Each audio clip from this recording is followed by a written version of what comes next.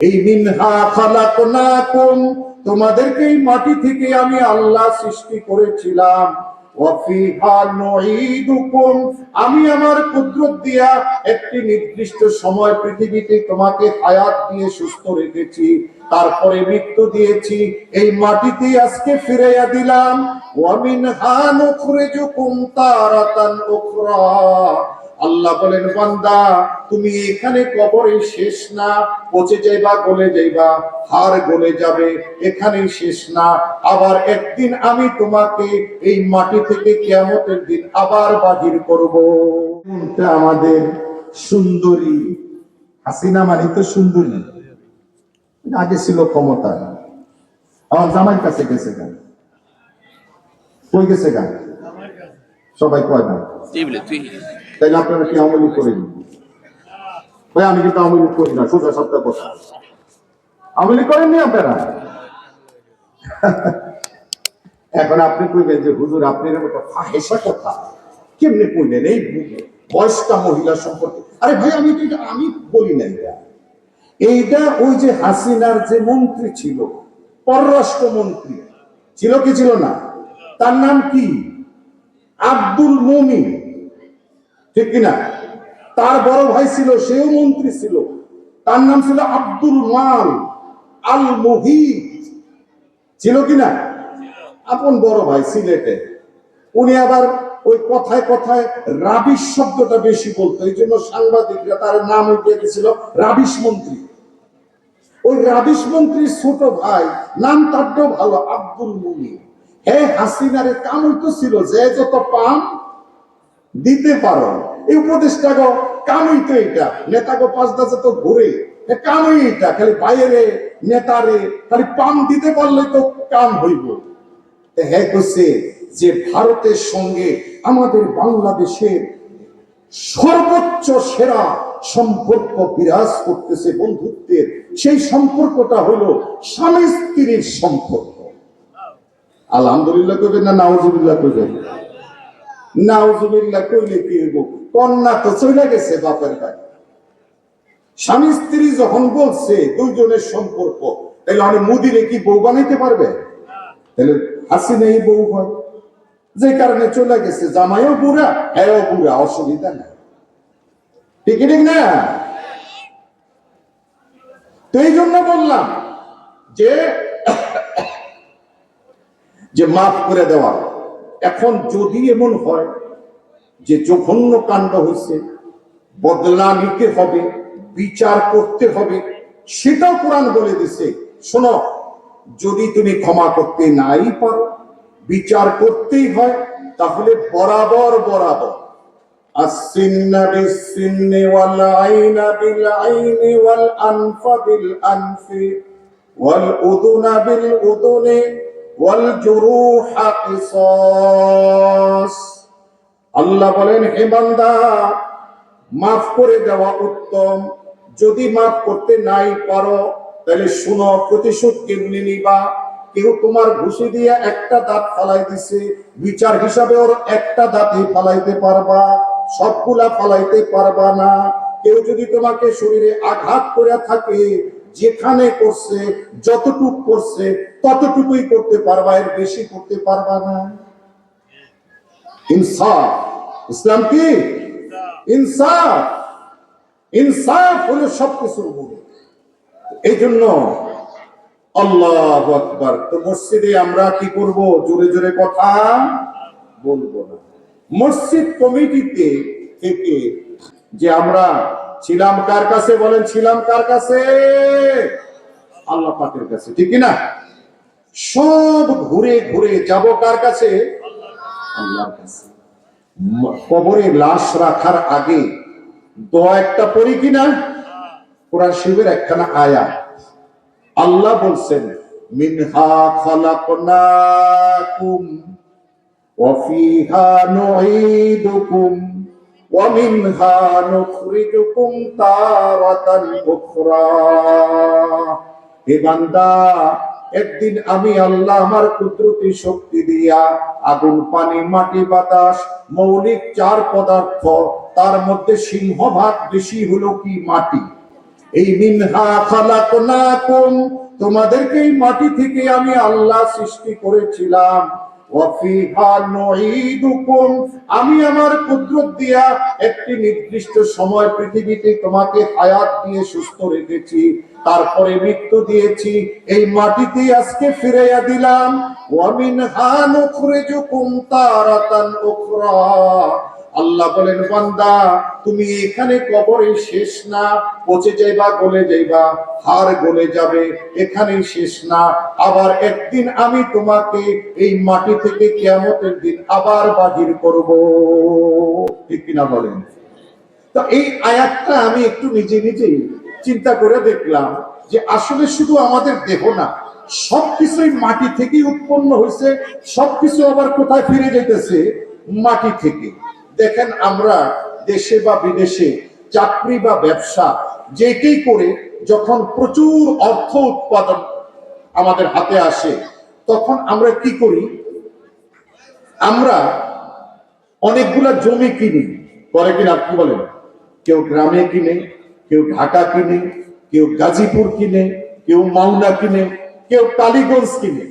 তো টাকা যে আমরা কামাইছি সেটা চাকরির মাধ্যমে বা ব্যবসার মাধ্যমে, যে সমস্ত পণ্য বেচা কিনা উৎপাদন, সেই সব পণ্য কোত্থেকে উৎপাদিত হয়েছে বলেন না? আর কোত্থেকে? লোহার ব্যবসা করছেন, রুলিং মিল বানাইছেন, লোহা কোত্থেকে উঠছে? মাটি থেকে।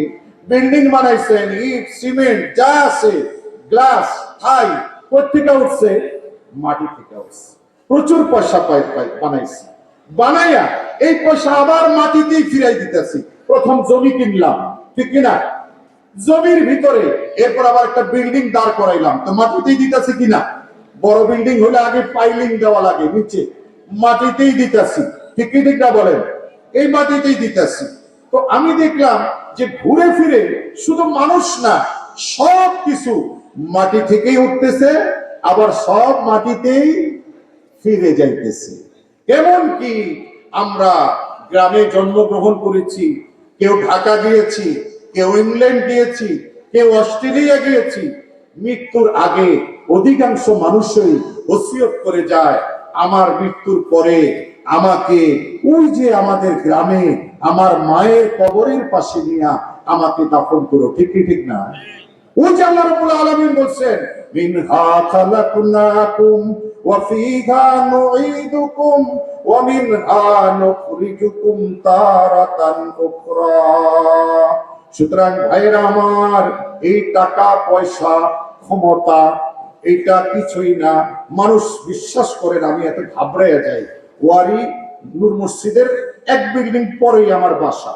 এখন তো দেখছেন ওয়ারি মসজিদ মাশাআল্লাহ 10 তলা হয়েছে, শক্তিশালী মাইক তার উপরে লাগাইছে। এই শীতকালে মানে দিন বাদ যায় না, কোনদিন দুইজনেরও এলান হয়, একটি শোক সংবাদ, এত নম্বর বাড়ি এমুক এমুকের স্ত্রী ইন্তেকাল করিয়াছেন, ইন্না লিল্লাহি ওয়া ইন্না ইলাইহি রাজিউন। জানাজারটা কেউটা ঘোষণা দিয়ে দেয়, কেউটা বলে পরবর্তীতে জানাজার সময় জানানো হবে, প্রায় ঘোষণা শুনে। আল্লাহ, তারপর মানুষ কাঁপে না। তো ভাই, এই জন্যই মাদ্রাসা, আল্লাহু আকবার, মাদ্রাসা সৃষ্টি হয়েছে। সৌভাগ্যবান ওই সমস্ত ব্যক্তিরা যারা এই মাদ্রাসা সৃষ্টির পরে 10টা টাকা দিয়া, একটা কথা দিয়া, একজন ছাত্র দিয়া, আল্লাহর কাছে দোয়া করে কোনো না কোনো ভাবে মাদ্রাসার সঙ্গে যুক্ত থেকে আজকে কবরে চলে গেছে। একজন লোক ছিলেন, খুব বেশি মনে পড়ে, আপনারা অনেকে দেখছেন, ওই গোপিনপুর ওনার বাড়ি ছিল, ওবায়দ মোল্লা, বেশ লম্বা চূড়া লোক ছিলেন। আমি সেই আগেও ওনারে দেখছি, পাকিস্তান থেকে আসার পরেও একেবারে যখন বৃদ্ধ হয়ে গেছে, হাঁটতে পারতো না, লম্বা মানুষ, চিকন হয়ে গেছে, তো এরকম দেখতাম। তাই বলতাম আপনি এখন হুজুর মাদ্রাসা এক গুন্ডা না আসলে ভালো লাগে না, আর এই ছাত্রকে দেখলে খুব ভালো লাগে আমার মনটা, ওই জন্য আস্তে আস্তে একটু কষ্ট করে আমি একটু হাঁটি, আমি একটু শান্তি পাই। ভাই দেখেন, অনেকে ব্যবসা করে, ছেলেরা ব্যবসা ধরে নিছে, কিন্তু তারপরেও বাবা অসুস্থ হয়ে গেছে, গাড়ি দিয়া, হুইল চেয়ার দিয়া বাবাকে নিয়ে একটু ওই বসায় কেন? এই যে তার বিশাল সাজানো ব্যবসা, ফ্যাক্টরি, ওইটা একটু দেখলে তার কি লাগে? ভালো লাগে। কিন্তু উনি কিন্তু আর বেশি দিন এটা দেখতে পারবে না। কিন্তু ভাই, মাদ্রাসা আমাদের জন্য দোয়া হয়। এই জন্য আপনাদেরকে অনুরোধ করলাম, কালকে হাদিসের এই কথা মাওলানা তকি উসমানী সাহেব মদ্দাজুল্লাহুল আলী বর্তমান পৃথিবীর একজন শ্রেষ্ঠ আলেম, উনি খুব জোর দিয়ে বলতেছিলেন, মুসলমানों अपने औलाद को कम से कम तुम तिलावत सिखाओ, दुआ सिखाओ, ताकि मरने के बाद तुम्हारे कब्र के पास तुम्हारा लड़का जाकर अल्लाह के पास बोल सके, या अल्लाह मेरे बाप को तू माफ कर दे। উনি বলতেছিলেন, হে মুসলমান, তোমরা অস্ট্রেলিয়ায় পাঠায়া, সে ইংল্যান্ডে পাঠায়া, ইংলিশ মিডিয়ামে পাঠায়া, পুরান ঢাকায় থাকা কষ্ট করে সেই ধানমন্ডি, সেই বসুন্ধরা, কত কষ্ট করে ইংলিশ মিডিয়ামে পাঠায়া পড়ায়া, ও লেভেল এ লেভেল পড়ায়া, শেষ পর্যন্ত কেউ অস্ট্রেলিয়া, কেউ কানাডা, কেউ আমেরিকা, এখন আবার অনেকে যাচ্ছে চায়না। এই উপার্জন করলো। আপনার ছেলে আপনার মতনই পয়সা হলো, কিন্তু কি করবে? আপনার ছেলেকে তো আপনি শিখাইলেন না যে সে আপনার কথা মনে করে আল্লাহ পাকের কাছে বলতে পারবে, রব্বির হামহুমা কামা রাব্বায়ানি সগীরা।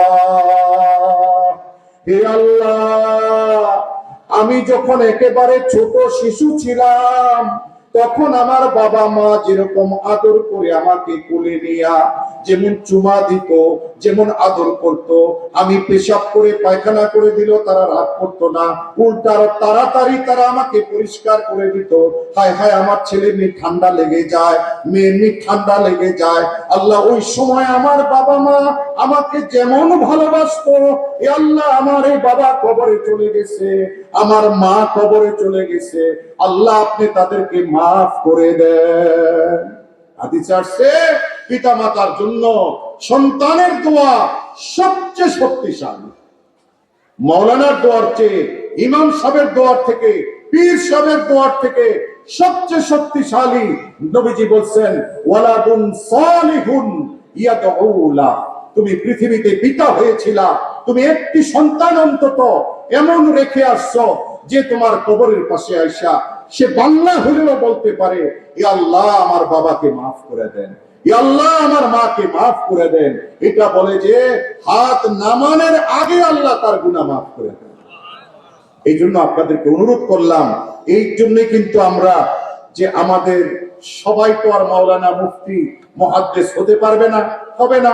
ডাক্তার হবে, ইঞ্জিনিয়ার হবে, ব্যবসায়ী হবে, প্রকৌশলী হবে,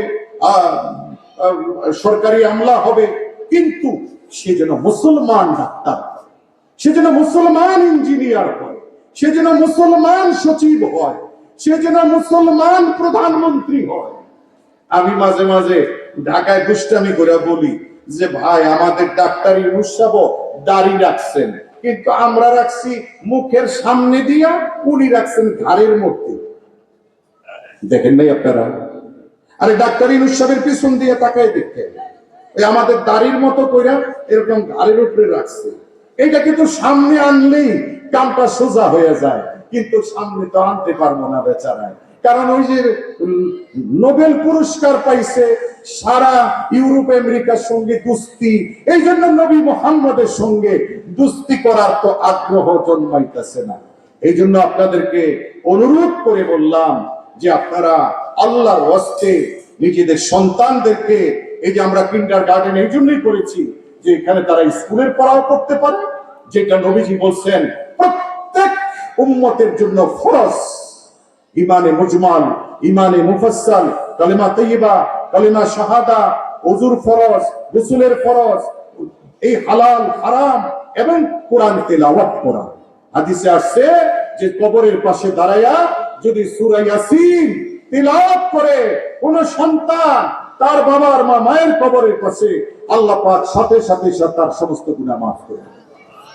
এই জন্য আপনাদেরকে অনুরোধ করলাম, আপনারা আলহামদুলিল্লাহ আপনাদের সকলের সহযোগিতাই মাদ্রাসা চলছে। এটা তার সরকারি মাদ্রাসা না, কি বলে সরকারি মাদ্রাসা? সরকারি চান আপনারা? ভাই আলেমরা বলছে ইসলাম দুই প্রকার। ইসলাম বলে না, ইসলাম কয় প্রকার? দুই প্রকার। मौलानाओं दुई प्रकार, एक सरकारी और एक दरकारी। एक की सरकारी और एक दरकारी। सरकारी इमाम হইলে পলায়া যাবে। বাইতুল মোকাররমে সরকারি ইমাম ছিল খতিব সাহেব, হাসিনাও পালাইছে, আমার বড় ভাই রুহুল আমিন সাহেবও পালাইছে। ঠিক না?